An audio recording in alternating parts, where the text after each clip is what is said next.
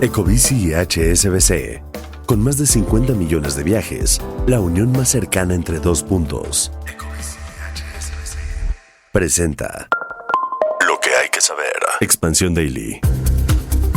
México aumenta 6% el comercio con Estados Unidos y Canadá retrocede 7%. Facebook e Instagram se preparan para cobrar y el gran robo del jersey del Super Bowl. Es viernes 6 de febrero, yo soy Alberto Verduzco y esto es Expansión Daily. Expansión Daily. Toda la información en voz de los editores de Expansión. Expansión Daily. Lo que hay que saber. Te saludo con mucho gusto para que disfrutes y nos acompañes a un episodio más de Expansión Daily. Suscríbete y comparte este podcast para que más gente esté bien informada. Hoy me acompaña Selene Ramírez, reportera de tecnología en Expansión.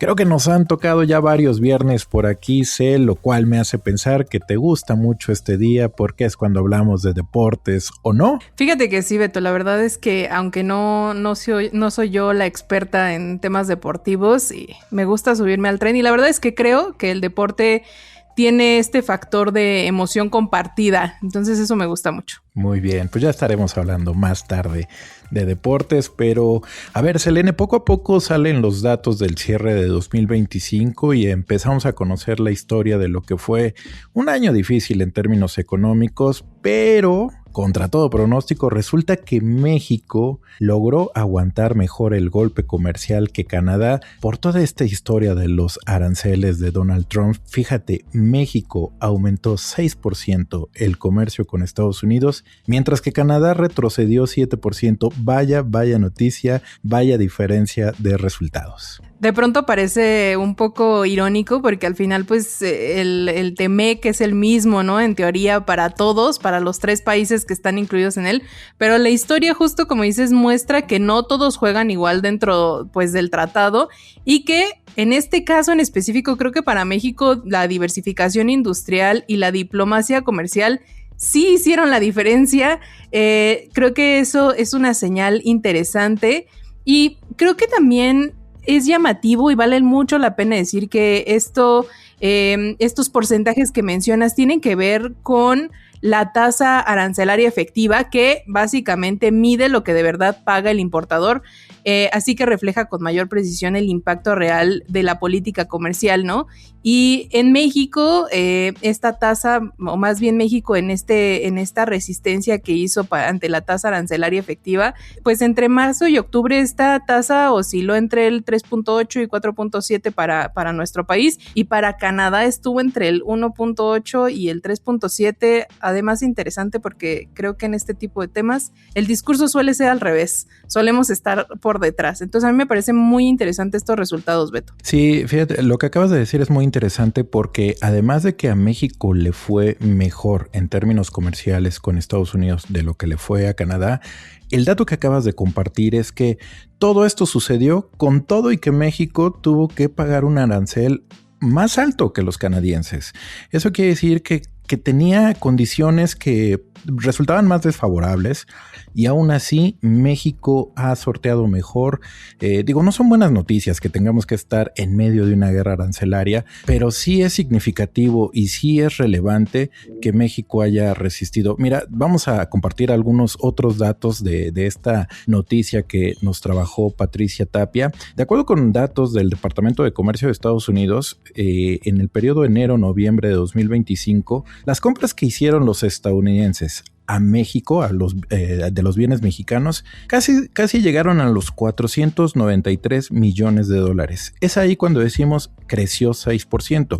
Esto si lo comparamos con 2024. Y las de Canadá fueron de 351 mil millones de dólares y cayeron 7%. La clave, Selene, es que la composición de lo que vendió México a Estados Unidos es porque estuvo muy sustentada en bienes de tecnologías avanzadas.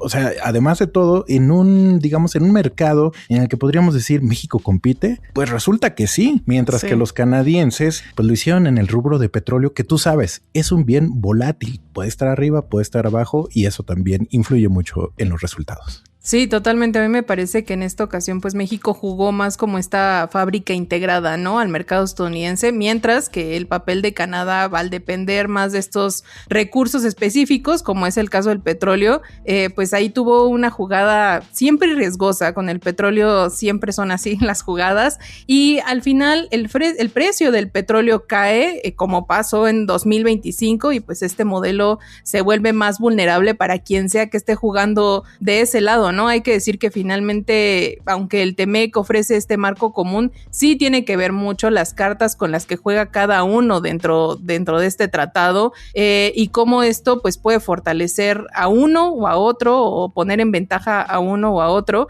y el papel de cada país al final pues depende mucho también de las cadenas de suministro que tienen, cómo las estén utilizando, y ahí es donde se dio este giro clave. Y como decía yo al inicio, pues también creo que tuvo mucho que ver esta parte de la diplomacia, ¿no? Tenemos este discurso, me parece, por parte de México, en el que apuesta por una estrategia pues más de bajo perfil en la parte con el público y pues con alta coordinación técnica, mientras que Canadá creo que fue más frontal, y con Trump a veces sabemos que el tono importa tanto como el fondo. Entonces ahí es donde yo creo que también se pintó un buen diferenciador con el discurso que la presidenta Claudia Sheinbaum optó por mantener, ¿no? En la confrontación fuera del discurso público. Sí, Cel, y yo creo que, a ver, lo importante con estos resultados es que me parece que son por lo menos luces que nos van guiando de lo que puede ser una revisión favorable hacia el TEMEC. Yo espero, y yo soy uno de los convencidos de que seguirá, quizás no como lo conocemos ahorita, algunas adecuaciones, pero estos datos sí, por lo menos lo que nos ilustran es que Estados Unidos tampoco no puede estar sin México en términos comerciales. Quizás con los canadienses se empiezan a desprender, pero con México todo indica que no. Así que creo que el secreto es que México sí está jugando un rol clave, como tú lo decías, como fabricante, y Canadá pues más expuesto a energía y ciclos de precios.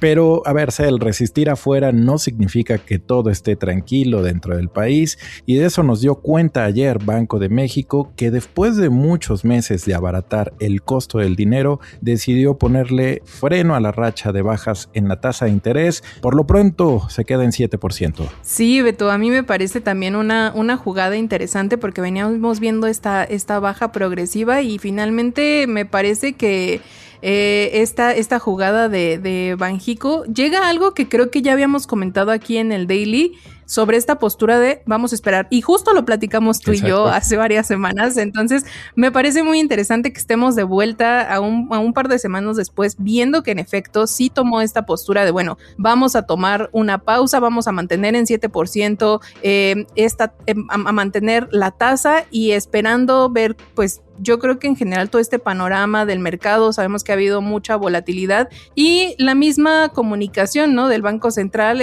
pues en su programa monetario para 2026 destacaba que iba a evaluar la evolución de la inflación, que también ha venido siendo un tema justo, intentar hacer esta bajada de la tasa y ahora pausarla, pues tiene mucho que ver con hacerle frente a la inflación.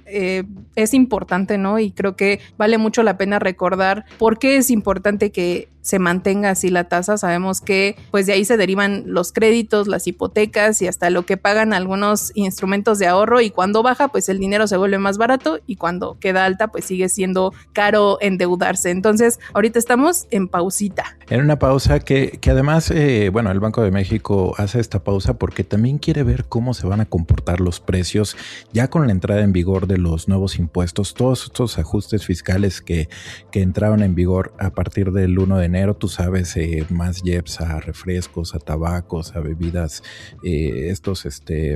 sueros, en fin, varios productos que están, que modificaron, que tuvieron un alza en la tasa que se cobra del impuesto. Pues Banco de México va a estar monitoreando para ver qué tanto pueden mover o no el panorama. Por lo pronto la inflación, la que tenemos, la de la primera quincena de enero, está en 3.77, se situó en ese rango. Entonces está en un nivel, digamos, cómodo, en un nivel, está dentro del objetivo, y eso pues creo que da margen para esta pausa.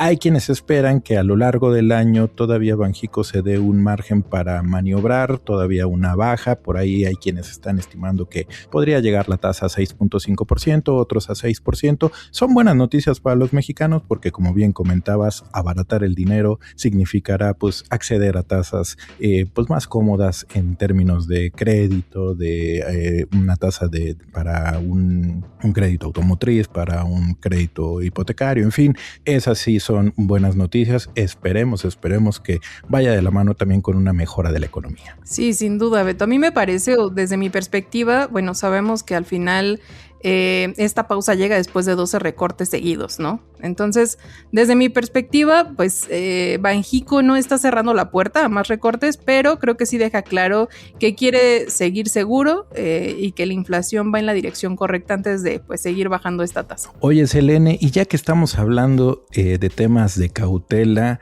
que no son exclusivas ni del gobierno ni de los bancos centrales, porque también hay quienes cuidan su salud financiera, y estoy hablando de las grandes tecnológicas que comienzan a replantear cómo hacerse de una fuente de ingresos extra, y por supuesto que esto significará que los usuarios pues tengamos que pagar un poquito más, pero creo que esta nota a ti te va a gustar platicárnoslas.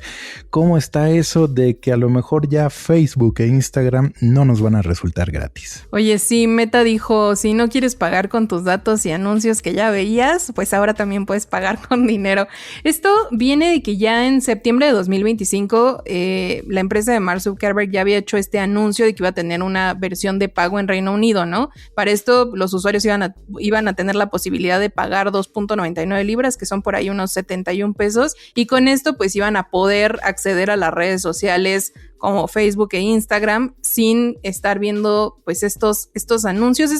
Ya hay un modelo similar. Yo creo que varios de nuestros podescuchas recordarán que X, antes Twitter, como le quieran decir en sus corazones, empezó a cobrar por tener estos perfiles premium, que te apareciera la palomita de que estabas verificado, ¿no? Y que quitaron el modelo de tener redes sociales gratis. Este movimiento, pues a mí me parece que además no solo copia lo que estaba haciendo X, sino que copia el modelo de las streaming, que hacen exactamente lo mismo, ¿no? Porque al final pues estos ingresos pequeños pero recurrentes pues soportan más que, o pueden ser incluso más predecibles que la parte de la publicidad. Yo no sé, Beto, si yo pagaría por estos servicios. Para mí, pues mira, yo nada más no veo el anuncio y ya no pasa nada, pero es interesante cómo se está reconfigurando el mercado en torno a ello, porque al final pues de alguna forma ya les pagamos, ¿sabes? Tienen nuestros datos. Y con eso tienen suficiente para pues el tema de publicidad sobre todo. No, Selene, a mí me genera mucha controversia esto, pero digamos desde un punto de vista de negocio es más que entendible, ¿no? Las empresas pues también tienen que buscar ingresos extra y una nueva forma de ingresos recurrentes, y en las suscripciones pues lo están encontrando. Le ha funcionado a Netflix, le ha funcionado a Spotify, que además te dan, digamos, un paquete abierto, y después, bueno, no es el caso de Netflix, pero por ejemplo Spotify te da un paquete abierto, pero con el tema de que pues te vas a encontrar publicidad. Luego te dan pues estos paquetes ya más premium, que son más libres de publicidad. En fin, han encontrado ese caminito, y ahora pues va a pasar lo mismo con Instagram, con Facebook. Yo también me cuestiono si voy a ser de los que va a pagar, Cel. Sí, totalmente, Beto. Yo creo que hay que leerlo como un síntoma de que el modelo, pues, de todo gratis a cambio de tus datos ya no es tan rentable como lo era hace 10 años, ¿no? Cuando hubo el boom de las redes sociales. Esto no quiere decir, por supuesto, que de repente Meta a todos quienes estamos dentro de sus plataformas nos van a empezar a cobrar, van a poner la opción, o eso es lo que se plantea, ¿no? Que va a llegar a pasar, pero creo que sería muy interesante que los podescuchas nos dejen saber también en los comentarios si ellos se animarían a pagar a cambio de ya no ver todos estos anuncios publicitarios. Y pues de alguna forma yo siento que de todos modos sus datos no los van a dejar de entregar, pero bueno. No, opinen.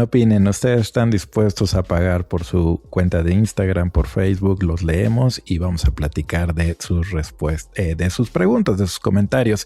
Y yo nada más lo que sí creo es que pagar, no me parece si es bueno, si es malo. Lo que sí es que si tenemos que pagar, eso nos va a permitir ser más exigentes con el tema de la calidad, con el tema del control y con menos saturación. Pero bueno, hablando de ediciones que cuestan, Selene, tenemos que escuchar esta que fue todo un escándalo y vaya que tuvo consecuencias.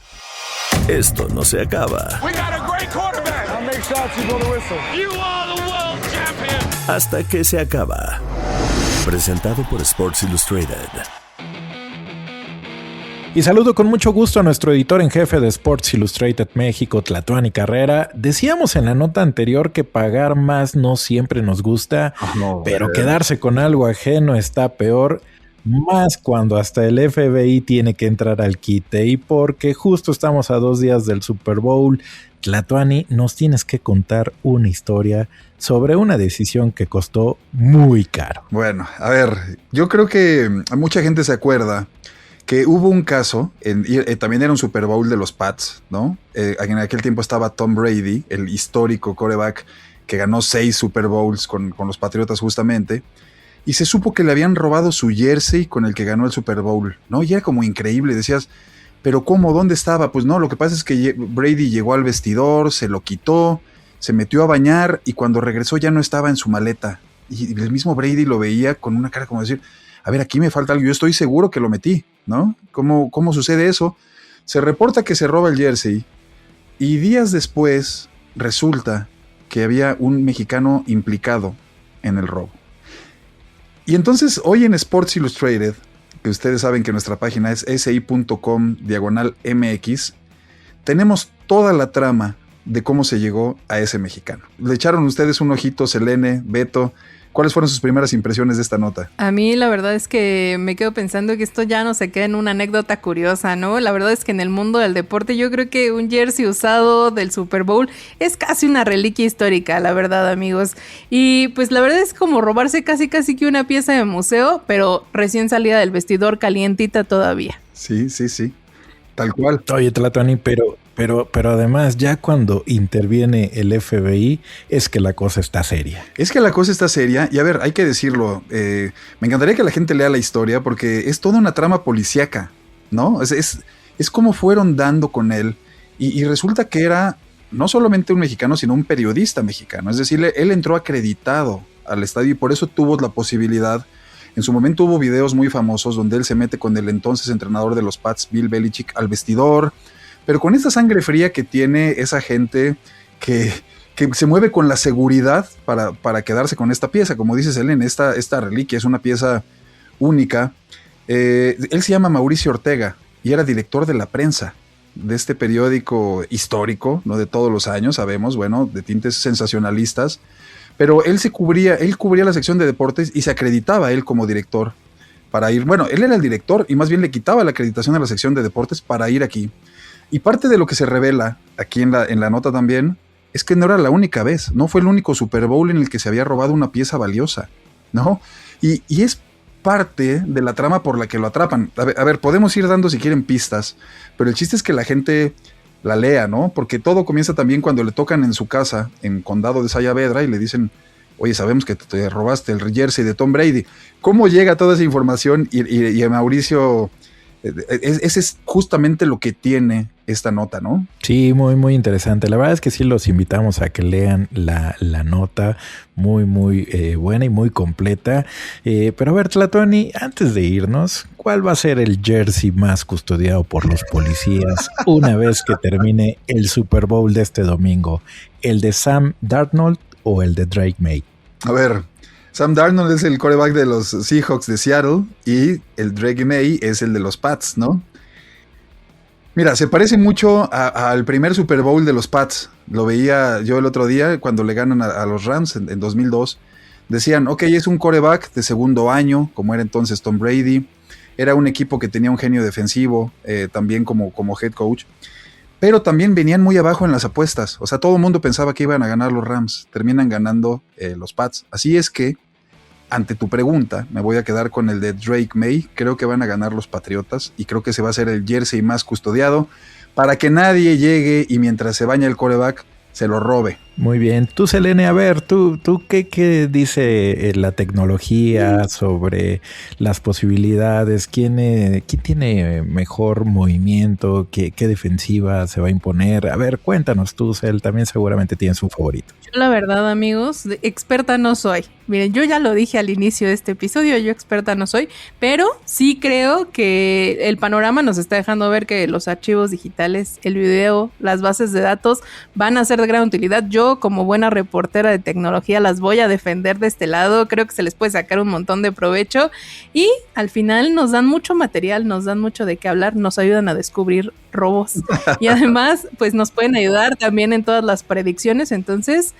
yo más bien creo que ahí hay que echar ojo a cómo se va a estar implementando la tecnología en esta ocasión. Bueno, va a ser un tema también importante. ¿Beto? Yo, Tlatuani. ¿Con quién te quedas? Yo, Tlatuani, fíjate que además de todo es un juego de revancha. Sí. Ya se enfrentaron en un Super Bowl Histórico. pasado, muy Sí. bueno, por cierto, histórico, porque la verdad lo tenía en la bolsa los Seahawks y al final lo ganan los Pats. Yo creo que los Seahawks son ligeramente más favoritos, pero sí quiero que ganen los Pats en esta edición. Muy bien, pues está bueno el reto. Entonces los invitamos. La nota es titulada, está en Sports Illustrated y por supuesto que la compartiremos en redes sociales y también con las de expansión. Y es cómo descubrieron al mexicano que se robó el jersey de Tom Brady en el Super Bowl. Así es como la van a encontrar en redes, en nuestra página. De verdad muy recomendable. Y además de que los invitamos que el mismo domingo sigan a través de las plataformas de Sports Illustrated el Super Bowl. Vamos a traer Claro. la información, la noticia, muy buenas fotos. Tlatuani va a estar ahí comandando y bueno, pues va a ser toda una super fiesta, además con Bad Bunny en el show del medio tiempo. En fin, muchas gracias, Selene. Ay, muchas gracias, amigos. Siempre un deleite estar con ustedes. Tlatuani, un abrazo. Les mando un abrazo y un gran fin de semana de Super Bowl. Y ya saben que toda la información sobre estos y otros temas están disponibles en expansión.mx. Leemos sus comentarios en las redes sociales de Expansión, @expansiónmx. Nos escuchamos el lunes. Expansión Daily. Lo que hay que saber de lunes a viernes a las 6 de la mañana. Expansión Daily, un podcast de Expansión. Este episodio llega a ti gracias a rss.com, el podcasting hecho simple. Ecobici y HSBC, con más de 50 millones de viajes, la unión más cercana entre dos puntos. Ecobici y HSBC presentó